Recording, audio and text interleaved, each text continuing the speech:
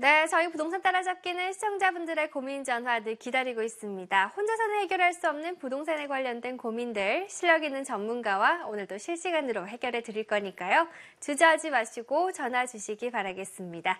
그럼 오늘 열려있는 상담번호 알려드릴게요. 026938-2050번. 026938-2050번 열려 있으니까요. 지금부터 부동산 고민 있으신 분들은 이 번호로 바로 연결 시작해 주시면 되겠습니다. 그럼 오늘 상담 함께 해주실 전문가 바로 만나보도록 하죠. 도시계획연구소 서기섭 대표 나오셨습니다. 안녕하세요. 네, 안녕하세요. 네, 날씨가 굉장히 화창합니다. 네. 벌써 이제 여름 휴가를 생각할 정도로 낮에는 뭐 30도를 오르내리는 그런 지역도 지금 나오고 있습니다. 문재인 대통령이 어제 정책 실장하고 경제부총리를 이제 지명을 했죠. 그래서 장하성 교수하고 김동연 아재대 총장을 갖다 지명을 했는데 한국 사회의 좀 불평등을 해소를 하고 재벌 중심에서 중소기업 중심으로 가야 되겠다라고 직접 이제 브리핑을 하면서 지명을 했습니다. 따라서 이제 문재인 정부가 지금 추진하고 있는 도시재생 뉴딜이라고 해서 한 500군데 정도를 50조를 투여를 해서 재생을 시키겠다라는 건데 서울시 같은 경우는 이제 2030 역세권 청년주택을 가시화시키고 있다 이렇게 볼 수가 있겠습니다. 따라서 문재인 정부가 앞에서 도시재생 뉴딜로 끌면서 서울시가 청년 임대주택 2030 청년주택으로 해서 임대주택을 지을 때는 용적률을 올려주겠다. 종을 2종이나 3종에서 준주거나 상업지로 바꿔주겠다. 뭐 이런 어떤 정책들이 힘을 받을 것이다라고 볼 수가 있겠습니다. 롯데 같은 경우도요, 남영역 인근에 약 한 5,000제곱미터의 뭐 한 아파트를 한 400세대, 500세대에 올릴 수 있는 부지를 청년 임대주택 사업지로 내놓았죠. 다시 말해서 정부 정책에 부응을 하면서 장기적으로는 캐시플로우도 확보하고자 하는 목적이 깔려 있다라고 볼 수가 있겠습니다. 따라서 문재인 정부의 한 중반기인 2018년, 2019년 말까지는 도시재생 뉴딜과 역세권 청년주택, 서울에서 강북 재개발이 가시화될 것이다. 이렇게 판단이 되어지고 있습니다. 네, 앞으로 이제 문재인 정부의 부동산 정책에 따른 또 투자 전략까지도 생각해 보시는 기회가 되셨으면 좋겠습니다. 그 도움 저희가 드릴 거고요. 오늘 도시계획연구소 서기섭 대표와 함께 하겠습니다. 저희 상담번호는요, 026938-2050번 계속해서 열려 있을 거고요. 그럼 저희 고민 전화 받는 동안에 이번 주 부동산 이슈부터 먼저 만나보도록 하겠습니다. 오늘 어떤 내용 준비하셨나요? 네, 이제 정권이 출범을 해서 이제 본격적으로 국토교통부가 문재인 대통령의 공약을 구체적으로 점검하기 시작했다 이렇게 볼 수가 있겠습니다. 지금 수혜지 같은 경우가 도시재생 뉴딜을 대통령이 발표를 했고요. 수혜지를 지금 국토교통부가 지금 보고 있다라고 판단이 되어지고 있습니다.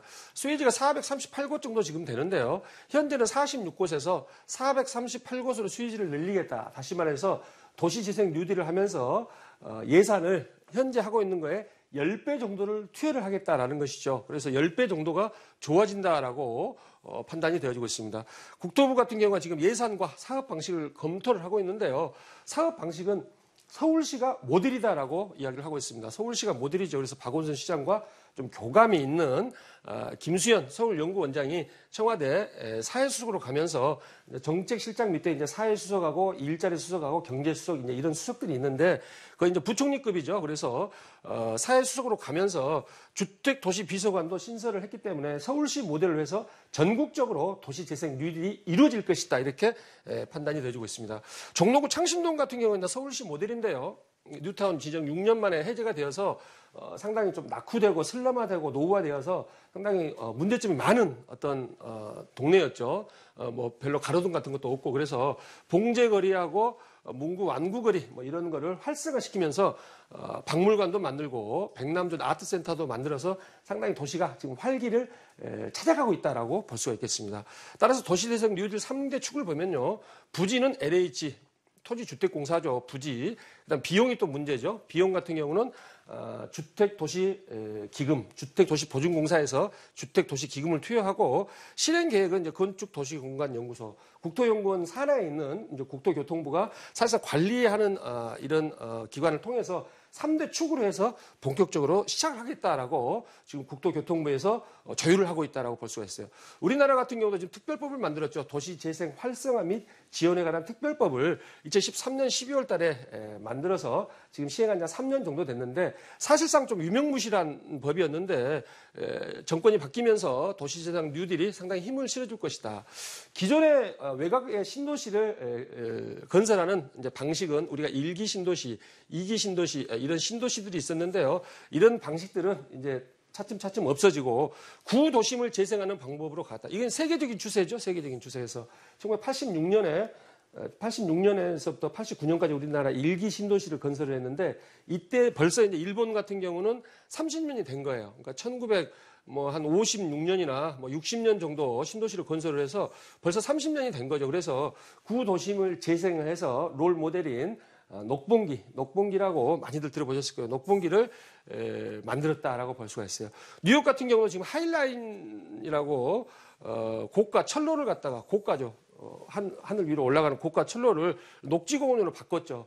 지금 서울역 같은 경우도 서울역 고가를 갖다가 개방을 했죠. 그래서 토요일 날, 일요일 날 해서 한 25만 명이 다녀갔어요. 25만 명이면은 우리나라도 한 200만 명 정도는 1년에 다녀가는 어떤 명물이 될 것이라고 판단이 되어지는데 다만 이제 문제점 같은 경우는 특별적인 재정을 투입을 하면 부동산 가격이 상승을 하죠. 상승을 하면 젠트리피케이션이라고 많이 들어보셨을 거예요. 홍대 같은 경우도 임차인이 바뀌는 것이죠. 기존에 원주민도 밀려나고 임차인들이 바뀌면서 새로운 뉴 테넌트가 들어오면서 가격이 상승을 하는데 건물 주인은 좋은데 거기에 거주하는 원주민들이 문제가 될 것이다. 기존 임차인들이 문제가 될 것이다. 이렇게 지금 판단이 되어지고 있고요. 이러한 것들을 많이 수정을 해야 되겠죠. 그다음에 기획을 통해서 장치를 좀 완화할 수 있는 방향으로 가야 되는데 국가가 도시재생 기본 방침을 정하고 주민이나 지자체는 이제 실행을 하는 이런 투 트랙으로 가겠다. 서울시 같은 경우는 강북 같은 경우는 도시재생 뉴딜로서 가는 거고요. 강남 같은 경우는 이제 재건축으로 가는 것이죠. 그래서 도시재생 뉴딜과 재건축이 서울 시내에서는 투 트랙으로 가는 방향으로 앞으로 지속될 것이다라고 판단이 되어집니다. 잠실중앙 5단지 같은 경우는 좀 문제가 발생할 가지가 많은 소지가 있는데요. 이러한 총회사 2만 세대 정도 됩니다. 2만 세대가 올해나 내년 상반기까지는 관리처분을 신청을 하고 재건축을 본격화할 것이다라고 볼 수가 있겠습니다. 문재인 정부가 이제 도시재생 뉴딜을 들고 나왔는데 서울시 같은 경우는 서울시 2030 기본계획에서 생활권 계획을 추가를 했다라고 볼 수가 있어요. 상업지역을 추가를 하면서 134만 제곱미터인데 서울 광장에 한 145개를 추가하면서 신규 상업지를 비강남권으로 87%를 집중을 시켰다. 다시 말해서 강남권 상업지 비율은 서부권의 한 2배에서 3배 정도 상업지 비율이 많아요. 그래서 강남권을 많이 배제하고 동부권이나 서남권, 동남권 이런 쪽으로 동남권은 아니죠. 동부권이나 서남권 쪽으로 상업지 비율을 많이 늘렸다라고 볼 수가 있겠습니다. 상업지역을 확대를 통해서 서울시장님은 균형 발전을 위한 주요 수단이라고 직접 또 브리핑을 했죠. 그래서 추가 지정 가능 상업지 30% 유보를 하고 상업지를 지정을 했는데요. 기존의 2030 서울 플랜에서는 3도심, 7광역 중심 12개 지역 중심으로 발표를 했고요. 2014년에 발표를 했죠. 3년 뒤인 2017년 현재는 서울시 생활권 계획 53개 지구를 추가로 지정함으로써 서울시가 주장하는 어떤 그 100년 플랜을 어느 정도 완성해 가고 있는 상황이다. 이건 서울시 주장이죠. 제 주장이 아니고 서울시에서는 100년 플랜을 거의 완성시켰다라고 이야기를 하고 있습니다. 서부권 같은 경우는 6개 도심권 같은 경우는 한남동 1개밖에 없어요. 도심권 같은 경우는 강남 지역의 4배입니다. 다시 말해서 서북 지역의 10배에서 15배 정도 그만큼 상업지역이 많죠. 도심권은 종로구, 중구, 용산 이런 데는 그래서 한남동 1개만 이제 지정을 했다라고 볼 수가 있고요. 영도 용적지 같은 경우도 이제 50층을 기본적으로 허용을 해주겠다. 한강변이나 강남은 35층 이상은 절대 안 된다던 서울시가 신규 지정한 데 대해서는 50층이 가능하게끔 하겠다라는 것이죠. 따라서 이제 서울시장의 의지가 여기에 실려 있다라고 지금 판단이 되어지고요. 주거 용적률을 400%, 주거 비율도 높여줌으로써 주거 비율을 높였을 때는 사업성이 그만큼 좋습니다. 아파트는 분양이 잘 되기 때문에. 그래서 서울시에서 발표한 자료인데요. 생활 중심지 53개 균형 발전 촉진을 위해서 생활 중심지 53개를 지정함으로써 소외 낙후 지역을 배려를 함으로써 자독성 강화를 해서 균형 성장을 견인하겠다. 이게 서울시 정책이다라고 볼 수가 있겠죠. 이를 도표로 한번 다시 분석을 해보면 동북권하고 서남권 쪽에 많은 상업지 상대적으로 낙후가 됐죠.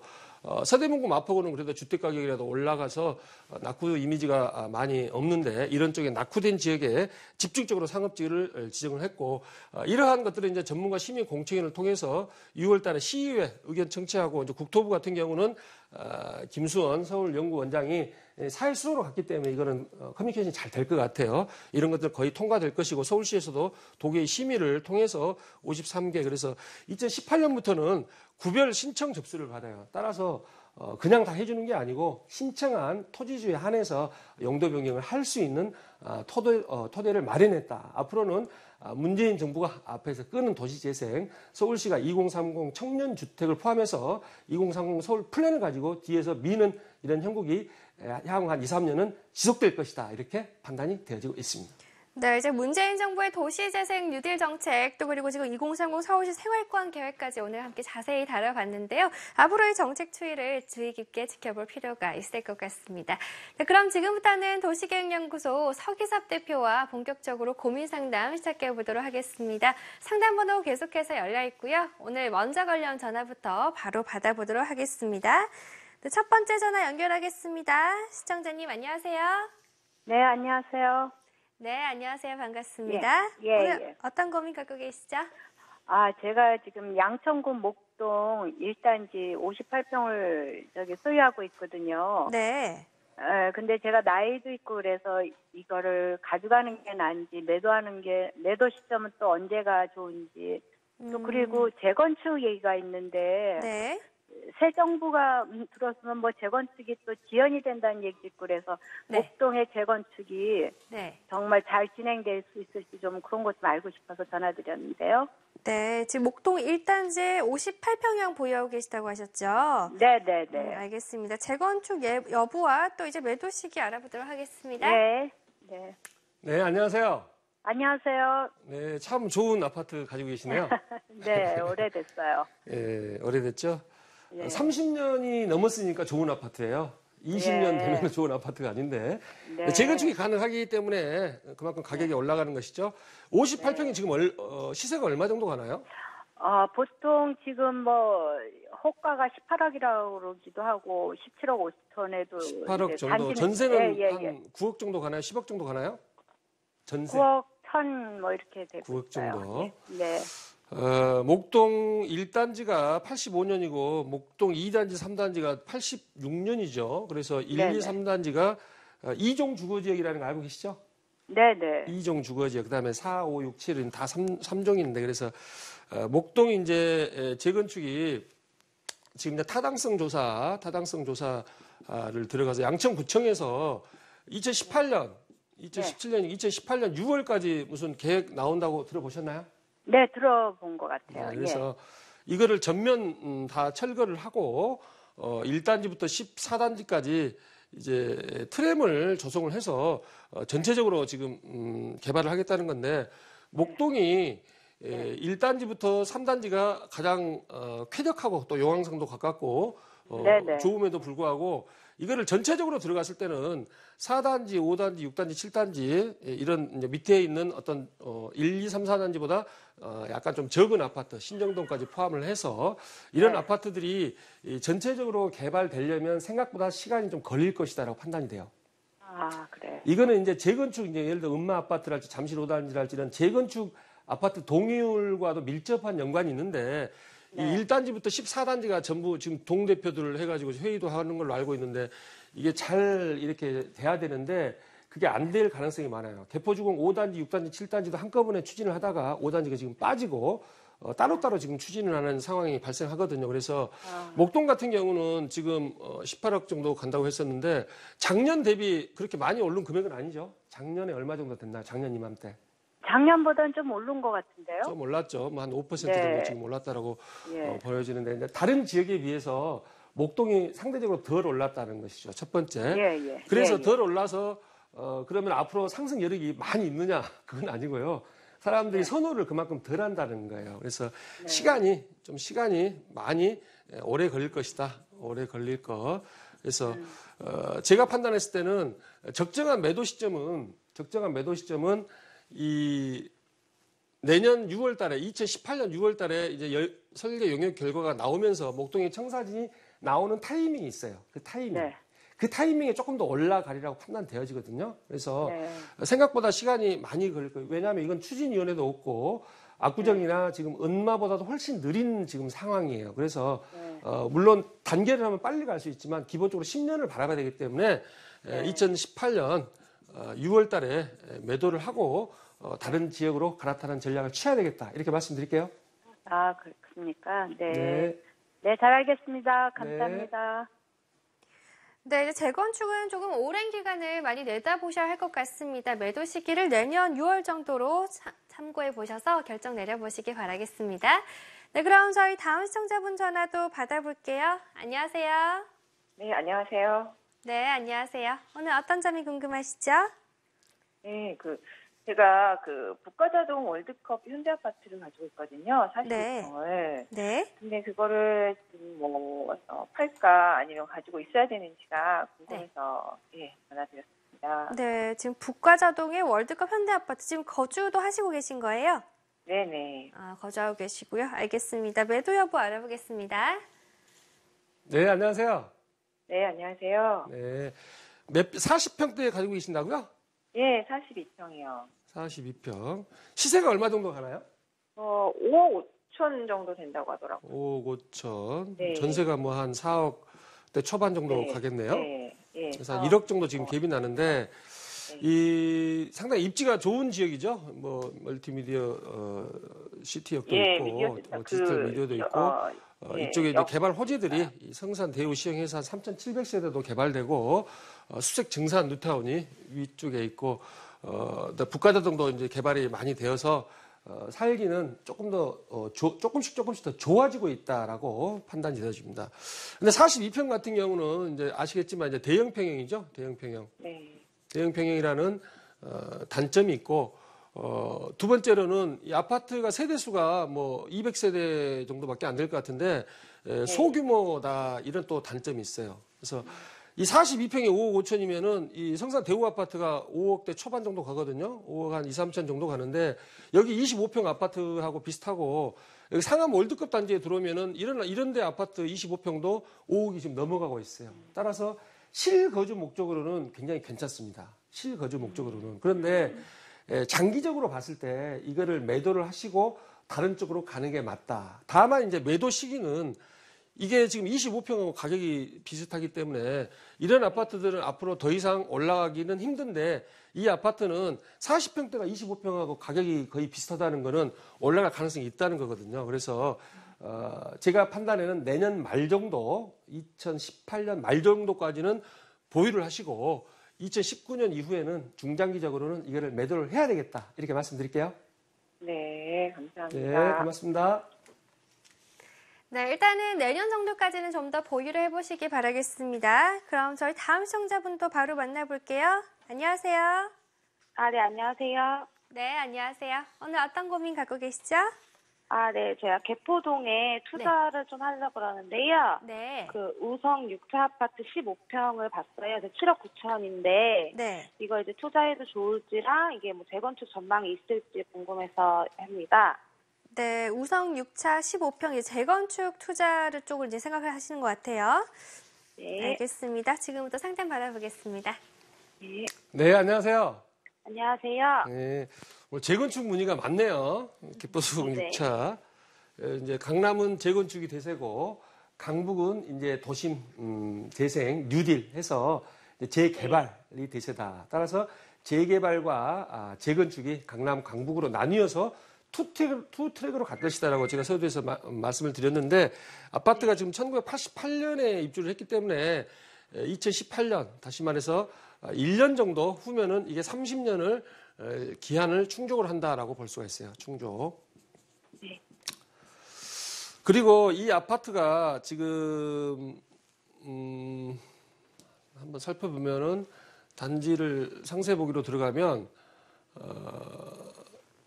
단지 정보가 이게 지금 저층 아파트로서 용적률 자체가 한 100% 정도밖에 되지 않아요. 100%. 네. 그래서 네. 상당히 가치가 있는 아파트다라고 볼 수가 있습니다. 그래서 지금 7억 9천 정도 말씀하셨는데 이 아파트의 가치 상승 자체는 이제 개포주공 1단지, 2단지, 3단지, 4단지 이 아파트하고 밀접한 연관이 있다라고 볼 수가 있어요. 개포주공 1단지, 그다음에 2단지 레미안 블레스티지, 3단지 개포주공 4단지, 제가 조금 전에 말씀드렸듯이 5단지에서 7단지까지도 이거 중층 아파트도 지금 재건축을 지금 추진을 하고 있고요. 그다음에 개포 C형에 이제 가깝기 때문에 개포 C형이 한 2,000세대 정도 되고 1단지, 2단지, 3단지 해서 이게 한 10,000세대 정도 됩니다. 1단지가 한 5,000세대 정도 되기 때문에 한 10,000세대 정도가 재건축이 돼서 나타나면 이 아파트는 얼마만큼 이제 가치가 상승할 것인지 네. 주변의 아파트 단지가 가치가 상승을 하면 같이 가격이 상승합니다. 개포 C형이.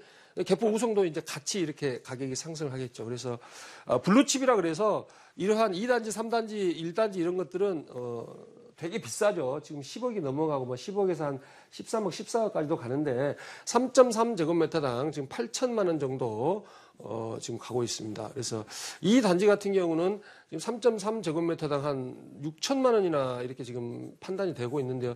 대지 지분당 말씀드리는 겁니다. 대지 지분당. 그래서 네네. 대지 지분이 거의 1단지나 2단지는 12평이 뭐 11평이면 대지 지분도 11평 거의 비슷해요. 지금 아파트는 우리가 33평이면은 대지 지분이 한 11평 정도 되는데 이런 오래된 아파트들이죠. 이게 뭐 30년이 넘는 아파트들이니까 대지 지분이 그만큼 많다, 높다라고 볼 수가 있어요. 개포주공 1단지 같은 다 저층 아파트들이죠. 그래서 개포 우성 6차 같은 경우도 이제 당장은 이게 큰 힘을 발휘하지 못할 것이다. 왜?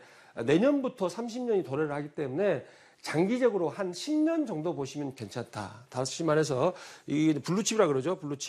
블루칩이라고 그러는데 이런 것들이 이제 옐로우칩이라고도 부르죠. 옐로우칩. 그러니까 잘 되면은 네. 굉장히 가치 상승이 많은 지역이다. 따라서 단기적으로 2, 3년 보고는 투자를 하지 마시고 중장기적으로 최소 5년에서 10년 정도 보시면 이 개포주공 일대가 전체적으로 2단지, 3단지가 입주를 이제 곧 하기 시작하고 1단지도 한 4, 5년 뒤쯤 되면 입주를 할 거예요. 그러면 그만큼 가치가 많이 상승하기 때문에 투자할 수 있는 아파트가 이 우성 6차 이거밖에 없습니다. 따라서 중장기적으로 봤을 때는 투자해도 괜찮다. 이렇게 말씀드릴게요. 감사합니다. 네. 네, 단기보다는 중장기적으로 생각하셔야 할 투자 같습니다. 참고해서 좋은 결정 내려보시기 바라겠습니다. 네, 저희 오늘 방송 중의 상담은 이렇게 마무리 짓도록 하겠고요. 상담받지 못하신 분들 위해서 세미나 소개해드리겠습니다. 화면으로 만나보시죠. 주제는 2017년 부동산 핵심 지역 분석 및 소액 투자 성공 가이드입니다. 매주 수요일 오후 2시부터 진행되는 세미나고요. 서기섭 대표와 박준근 이사가 진행합니다. 장소는 신논현역 1번 출구 인근이고요. 접수 문의는 026938-2050번으로 해주시면 되겠습니다. 네, 지금까지 이슈와 상담 함께 해주신 전문가는요. 도시계획연구소 서기섭 대표였습니다. 오늘 감사합니다. 네, 고맙습니다.